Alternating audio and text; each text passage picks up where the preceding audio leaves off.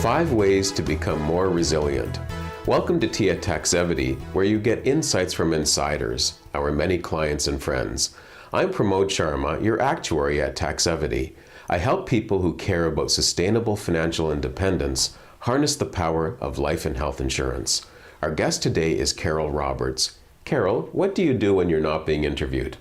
When I'm not being interviewed, I am the founder and CEO of Stella by Choice Consulting, and I help clients with business development and strategy.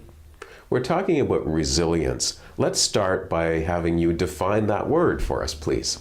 Gosh, resilience to me is just the innate ability to recover from a setback or a challenge or an adversity.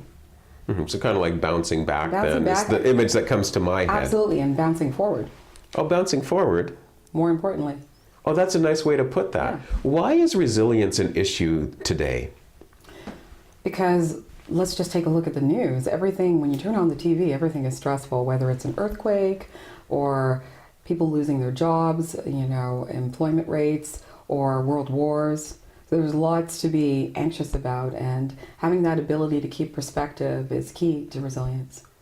What are the signs that people need more resilience these days? Well, you can see it in sometimes people have a lack of confidence or a sense of inadequacy, or sometimes they have a lack of motivation. Now, to become a leader, it seems that you must already be resilient. It's as part of the job description. Would you say that leaders are naturally resilient? It's a bit of both, because some leaders are innately or naturally, born resilient, and others are cultivated and conditioned to be resilient. But I think, leaders, they have to self-lead, they have to be responsible for themselves, and they have to be responsible for others as well.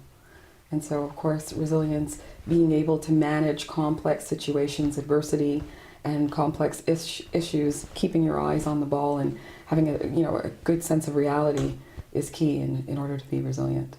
You've identified 5 ways that we can become more resilient. The first of those is to change your mindset. What do you mean by that?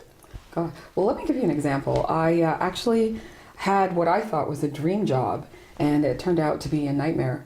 And a friend of mine said, "Carol, just leave the job. It's killing you."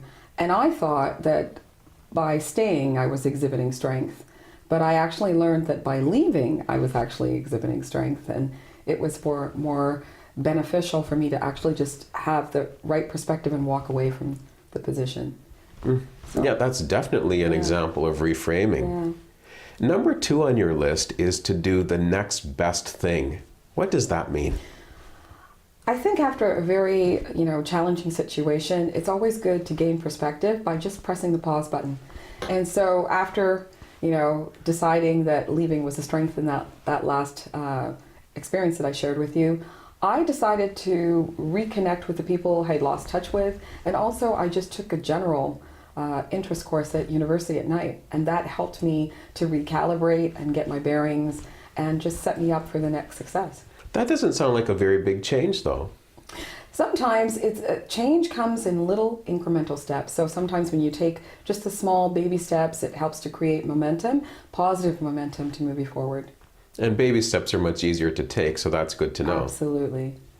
Number 3 on your list is to learn from obstacles and setbacks. Certainly. Learning from obstacles and setbacks. I believe that no experience that we ever have is ever wasted. So sometimes when you have good and bad experiences, you can glean something good from everything, and there is always a learning point in any perceived failure. And number 4 is to exhibit compassion. Compassion for who? Compassion for self and compassion for others. Just having, a lot, every time we walk around, I'm sure everyone has, negative self-deprecating thoughts running like a tape, a continuous tape in our head. And I think just taking the time to step back and say, you know what, I'm only going to feed my mind on things that are positive, that are affirming, that will help me move forward. Can you give us an example of demonstrating compassion? Well, one of the ways that I was able to exhibit compassion, as I mentioned earlier, was just being able to reconnect. And I did it in the form of reaching out to friends and sending a word of encouragement. sending them, cards of encouragement. And that was the way that to really reconnect at a really grassroots level and a really basic level. Okay, so you sent those cards, and then did you meet the people or do anything beyond that? We would get together and spend quality time. And I found that really fed, the positive aspect of our shared humanity. You've been giving us the example of your job. What did you end up doing?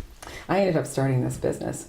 And so that was what I perceived to be the worst experience in my life, actually ended up being one of the best decisions and drove me to what I'm doing, which I find absolutely fulfilling, and I wouldn't prefer to be doing anything else. That's a terrific outcome. And number 5 on your list, the last item, is rest.